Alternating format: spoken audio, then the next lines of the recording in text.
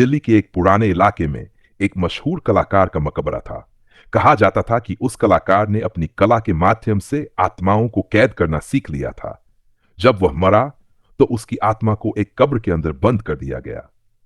उसकी कब्र के पास जाने वाले लोग अजीब घटनाओं का सामना करते थे। रामजान, एक टैक्सी ड्राइवर, ने उस रात की शुरुआत एक सामान्य दिन की तरह की। वह अपनी गाड़ी लेकर कस्टमर्स का इंतजार कर रहा था। तभी एक अजीब सा आदमी आया जिसने रामजान से कहा, मुझे आर्टिस्ट के मकबरे के पास छोड़ दो। उसकी आवाज भारी और ठंडी थी, मानो हवा में गूंज रही हो। रामजान को थोड़ा अजीब लगा, लेकिन उसने सोचा कि यह बस एक और कस्टमर है। रात के अंधेरे में जब गाड़ी मकबरे के करीब पहुंची तो रामजान ने महसूस किया कि गाड़ी का तापमान अचानक गिरने लगा। उसकी सांसें ठंडी होती जा रही थीं। जब वह उस आदमी को छोड़ने के लिए रुका तो वह आदमी गायब हो गया। गाड़ी के शीशे पर किसी ने खून से लिखा था, यहां से भाग जाओ वरना तुम भी हमारी तरह फंस जाओगे। रामजान का दिल तेजी से धड़कने लगा। उसने शीशा साफ किया और तुरंत गाड़ी स्टार्ट करने की कोशिश की, लेकिन गाड़ी नहीं चली। तभी उसने रियर व्यू मिरर में देखा, वह आदमी अब उसकी गाड़ी के अंदर बैठा था, लेकिन अब वह आदमी नहीं बल्कि एक जिन जैसा दिख रहा था। उसकी आंखें लाल और जलती हुई थीं। जिन ने धीमी आवाज में कहा, तुमने मुझे यहां तक लाकर गलती की है, अब तुम मेरी कहानी का हिस्सा बन चुके हो। रामजान ने किसी तरह हिम्मत जुटाई और गाड़ी से बाहर कूद गया। जब उसने पीछे मुड़कर देखा तो उसकी गाड़ी खुद ब खुद मकबरे की तरफ चलने लगी। गाड़ी ने मकबरे में जाकर आग पकड़ ली और जिन की हंसी पूरे इलाके में गूंजने लगी। उसके बाद रामजान ने कभी रात में ड्राइविंग नहीं की। वह कहता है कि उसकी गाड़ी अब भी मकबरे के पास दिखती है, लेकिन उसके अंदर से चीखने की आवाजें आती हैं। सीख, कुछ रहस्यमयी जगहों से दूर रहना ही बेहतर होता है, क्योंकि वहां छिपे साए हमें निगल सकते हैं। रामजान के लिए वह रात एक कभी न भूलने वाला अनुभव बन गई थी। वह डर से कांपते हुए अपने घर लौटा, लेकिन उसकी मन की शांति खत्म हो गई थी। वह लगातार उस अजीब आवाज और जिन की जलती हुई आंखों के बारे में सोचता रहा। रातों की नींद अब उसकी आंखों से गायब हो गई थी और वह सोचता कि क्या वह वाकई उस जिन को अपने पास से नहीं हटा पाया था।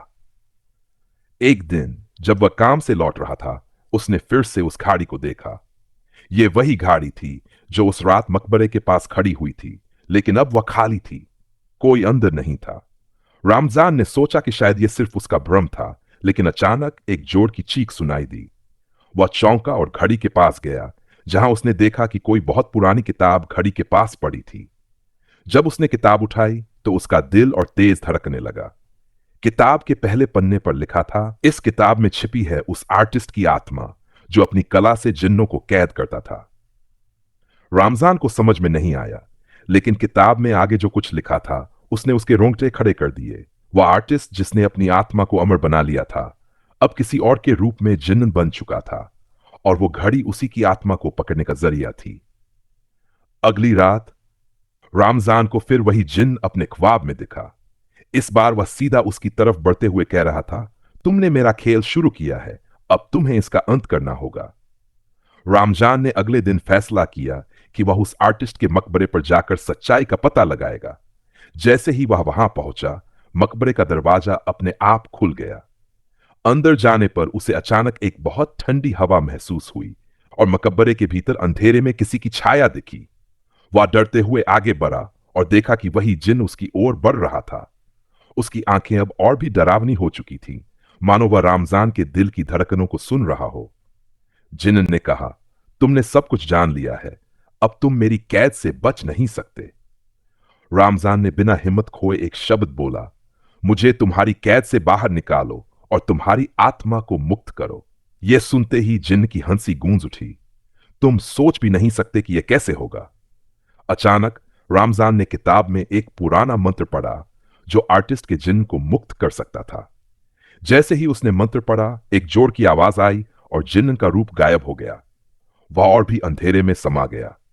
रामजान उस दिन के बाद से कभी भी उस मकबरे के पास नहीं गया और उसकी गाड़ी भी अब कहीं नहीं दिखी। लेकिन लोग कहते हैं कि अगर कोई उस घड़ी को देखे तो वह अब भी उस जिन के प्रभाव से बाहर नहीं निकल सकता। सीख, कुछ रहस्य ऐसे होते हैं जिन्हें जानने से हमारी जिंदगी सजा सकती है और हमें उनका सामना नहीं करना चाहिए। रामजान ने सोचा था कि उसने जिन को हराया और अब सब कुछ सामान्य हो जाएगा, लेकिन वह भूल गया था कि जिन के साथ खेलना आसान नहीं होता। अगले कुछ दिन उसके जीवन में कुछ और रहस्यमयी घटनाएं घटने लगीं।